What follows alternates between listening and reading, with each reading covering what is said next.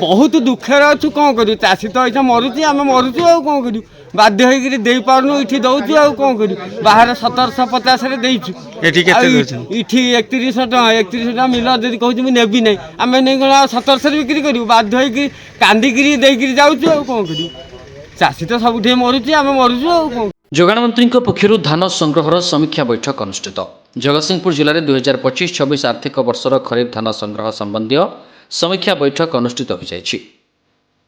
स्थानीय सद्भावना सभागृह परिसर में जिलापाल जय सोनाल अध्यक्षतार आयोजित बैठक में विभागीय मंत्री कृष्णचंद्र पात्र सांसद विभु प्रसाद तराई विभिन्न विभागीय अधिकारी और जिले में धान संग्रह करुवा मिलर माने उपस्थित थे। चलित वर्ष जिले में किपरि सठिक भाव में धान संग्रह हो चाषी मैंने किपरि मंडी सुविधार धान बिक्री करेंगे से बाबद में आलोचना होगा सहित धान संग्रहर स्थिति बाबद में समीक्षा कराଯାଇଥିଲା। परिशेष में समीक्षा बैठक को नहीं प्रतिक्रिया रखिथिले मंत्री। जगतसिंहपुर जिले में 113टी धान मंडी रही सुरुखुरु चाषी मानक धान किणा चली जोगाण विभाग विधायक सांसद प्रत्येक धान मंडी बुली समीक्षा करुछंती बोली विभागीय मंत्री कहिथिले।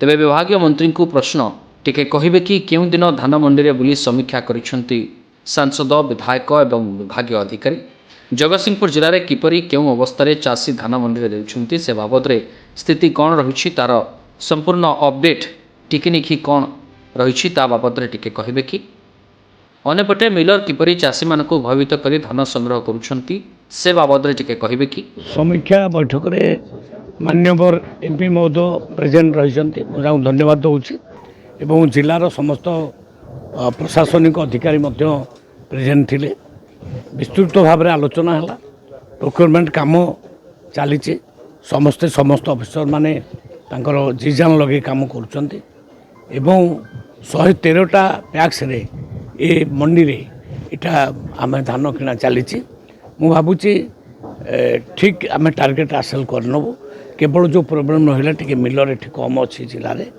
आवेदन करी आपण मान जरिया किसी नुआ युवक माने नुआ मिल करूँ ताकू पूरा आम अलाउ करूँ से मैंने बेपार करने को सुविधा हे जहाँफल जो समस्या अच्छी बाहर आसिक मिलर यू प्रोक्योरमेंट कर साहय कर सब वर्ष संबलपुर आसवे संबलपुर आसबार जावा आसवा ट्रांसपोर्टेशन भी पड़ जाऊँगी कॉर्पोरेशन उपर तार बर्डन पड़ू तो जिले में जदि आउ 10टी खंडे मिल हो जाता ताल निश्चित भाव में समस्या समाधान हो पारता तथापि आमे जी मिल दरकार आम संबलपुर बा अन्य बरगड़ फरगड़ डेपोट करूँ एवं जी धान आवश्यक अच्छी अन्य जिलापाल कहते से 19 लाख क्विंटाल 19 लाख क्विंटाल ये आम प्रोक्योरमेंट करूँ टार्गेट आउ अधिका दिज्व कारण 10 लाख टार्गेट दिखाई आउ 9 लाख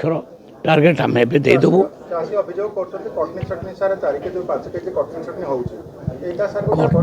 कटनी छटनी आम सरकार कही जीरो टॉलरेंस कौटी कटनी छटनी आम करदेबू ना आम प्रशासन को कहीचु आम सेगुड़ा ध्यान देवे जदि भी कई या भ्रुकेट नपक करी कटनी छटनी करेंगे एक्शन निश्चित भाव में नि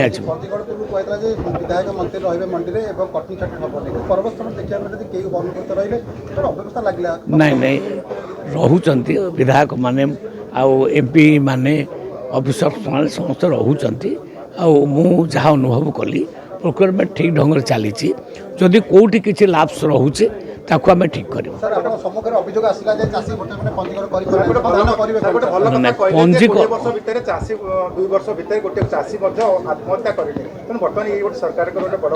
निश्चित बहुत बड़ अचिवमेंट 20 मास भितर गोटे कौटी न्यूज आसी ना जे जड़े कृषक बा अन्नदाता सुसाइड करछि बोले किंतु आगुरु जो 24 वर्ष शासन चलूला रेगुलाली जड़े 2 जन 3 जन कृषक आत्महत्या करते हजार हजार कृषक आत्महत्या करते किंतु अबिका जम्मा कृषकों आत्महत्या कहानी ना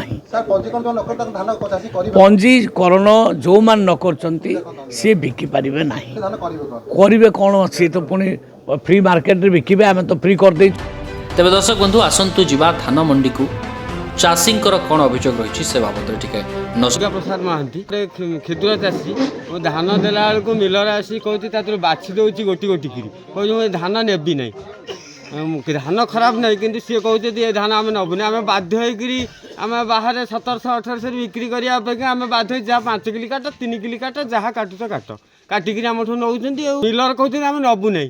ଆମେ ଆଉ କ'ଣ କରିବୁ? ଆମେ ତ ଚାଷ କରିଛୁ ଆଣିକିରି ଆଇଛୁ ମଣ୍ଡିକି 3 ଥର ଅଖା ଭାଙ୍ଗିକିରି ପୁରେଇକିରି ଆଣିଛୁ ବାଧ୍ୟ ହେଇ ଦେଉଛୁ। ଆଉ କହୁଛ ମଣ୍ଡିରେ ଏଇଠି କେମିତି କ'ଣ କଟନୀ ଛଟନୀ ରହିଛି? ନାଇଁ ଯାହା ମିଲର ଆଉ ସୋସାଇଟି ସ୍ଥିର କରିছে ସେଇ ଅନୁସାରେ ଏଠି 3 କିଲୋ 500 ଲେଖା ଯାହା ଚାଲିଛି କଟନୀ ଛଟନୀ ଚାଲିଛି। ଗୋଟେ ପଟେ ମୋହନ ସରକାର ମନା କରିଛନ୍ତି ବିଲକୁଲ କଟନୀ ଛଟନୀ ହେବନି। ଯେତେ ମନା କଲେ କ'ଣ ହେବ? ତାକୁ ମାଲିକ ଯେଉଁ ଚାଷୀ ଆଉ ଯଦି ମିଲର ସହିତ କ'ଣ ନେଗୋସିଏସନ୍ ନ କରିବ କେବେ ଧାନଟା ଯାଇପାରିବନି। ଆପଣ ଖୁସି ଅଛନ୍ତି ଏ କଟନୀ ଛଟନୀ? ଆପଣ କେତେ ଖୁସି ନଥିଲେ ବି କେବେ ତ ଆମେ ସମୁଦାୟ ସମ୍ପୂର୍ଣ୍ଣ ପାଇଲେ ଆମେ ଖୁସି ହେବୁ, କିନ୍ତୁ ଯେହେତୁ ଆମେ ଧାନ କରିଛୁ କିଛି କିଛି ନ କଟିଲେ ଆମେ ଦେଇପାରୁନୁ, ତେଣୁ କଟନୀ ଛଟନୀଟା ସମସ୍ତଙ୍କ ପାଇଁ ରହୁଛି। ଆଉ ବଡ଼ ଚାଷୀ ତେଣୁ ଆଜିକି ପ୍ରାୟ 15 ଦିନ ହେଲା ମଣ୍ଡି ଚାଲିଥିଲେ ସୁଦ୍ଧା ଏହାର ସୁବନ୍ଦୋବସ୍ତ କିଛି ମିଲରମାନଙ୍କ ଠାରୁ ହୋଇପାରୁନି। ଚାଷୀମାନେ ହନ୍ତସନ୍ତ ହେଉଛନ୍ତି ଏବଂ ଚାଷୀମାନଙ୍କର ଧାନ ଏଠି ବହୁ ସଂଖ୍ୟକ ପଡ଼ି ରହୁଛି। ଗୋଟିଏ ଗାଡ଼ି 8 ଦିନରେ ଥରେ ଆସୁଛି ଯାହାର କାପାସିଟି 110 କୁଇଣ୍ଟାଲ। ତେଣୁ ଏଥିପାଇଁ ଆମେ ବହୁ ସଫର ହେଉଛୁ। ତେଣୁ ଏଥିପାଇଁ ଆମର ଯଦି କର୍ତ୍ତୃପକ୍ଷ କିଛି ବିହିତ କାର୍ଯ୍ୟାନୁଷ୍ଠାନ ନ ଗ୍ରହଣ କରିବେ ଆମେ ଚାଷୀମାନେ ବହୁତ ହଇରାଣରେ ପଡ଼ିବୁ। ବର୍ଷା ଯଦି ହେବ ତାହେଲେ ସମସ୍ତେ ଚାଷୀମାନଙ୍କ ଧାନ ଓଦା ଧାନ କେମିତି ଯିବ, କ'ଣ କରିବ କି ସେମାନେ ଏ କରିବେ। ଡବଲ ଖର୍ଚ୍ଚ କରି ପୁଣି ଜରି ଅଖାରୁ ଅଖା କରିଛୁ, ଯାହାଫଳରେ ଯେଉଁଟା ଖର୍ଚ୍ଚ ହେଇଥିଲା ସବୁ ଡବଲ ଖର୍ଚ୍ଚ ହେଇଛି। ତା ସହିତ ଲେବର ମାନେ ବି ଡବଲ ନେଉଛନ୍ତି। ସଫିସିଏଣ୍ଟ ଭାବରେ ଗାଡ଼ି ପଠାଉନାହାନ୍ତି। ଯାହାକି ଆଗ ମିଲ୍ ଗୁଡ଼ାକ 3-3ଟା ଗାଡ଼ି ଆସୁଥିଲା ଦୈନିକ, ପ୍ରାୟ ଦିନେ ଛାଡ଼ି ଦିନେ 3ଟା 2ଟା ଏମିତି ଗାଡ଼ି ଆସୁଥିଲା। ବର୍ତ୍ତମାନ ଯେଉଁଟାକି ତା'ର କାପାସିଟି ଥିଲା ଏକା ନେଇଯାଉଥିଲା 300 କୁଇଣ୍ଟାଲ, ଏବେ 110 କୁଇଣ୍ଟାଲର 3ଟା ଗାଡ଼ି ହେଲେ 3 ଥର ହେଲେ ଯାଇକରି ଗୋଟେ ଗାଡ଼ିର କାମ ହେବ। ତେଣୁ ଆମେ କେମିତି ଧାନ ଦେବୁ ଯେଉଁଟା ଟାର୍ଗେଟ୍। ଦର୍ଶକ ବନ୍ଧୁ ଆଉ ଗୋଟିଏ କଥା, ବିଭାଗୀୟ ମନ୍ତ୍ରୀ କୃଷ୍ଣଚନ୍ଦ୍ର ପାତ୍ର କହିଛନ୍ତି ଯାହାର ଟୋକନ ନାହିଁ ସେ ଖୋଲା ବଜାରରେ ବିକ୍ରି କରିପାରିବେ। ଅନ୍ୟପଟେ କହିଲେନି ଯେଉଁ ଧାନ ବ୍ୟବସାୟୀ ଧାନ କିଣିବ ତା ଉପରେ ଆଗକୁ କୌଣସି କାର୍ଯ୍ୟାନୁଷ୍ଠାନ ଗ୍ରହଣ କରାଯିବ ନାହିଁ। ତେବେ ସ୍ଥିତି ଯାହା ବି ହେଉନା କାହିଁକି ଜଗତସିଂହପୁର ଜିଲ୍ଲାର ଚାଷୀମାନଙ୍କ ହୃଦୟ କାନ୍ଦୁଥିବା ବେଳେ ବିଜେଡି ଦଳ, କଂଗ୍ରେସ ଦଳ ଏବଂ ନବନିର୍ମାଣ କୃଷକ ସଂଗଠନ ପକ୍ଷରୁ ଅନେକ ଆନ୍ଦୋଳନ ପରେ ମୋହନଙ୍କ ମନ୍ତ୍ରୀଙ୍କ ଜଗତସିଂହପୁର ଗସ୍ତ ହେବାର ସୌଭାଗ୍ୟ ପାଇଲେ ଜଗତସିଂହପୁରବାସୀ।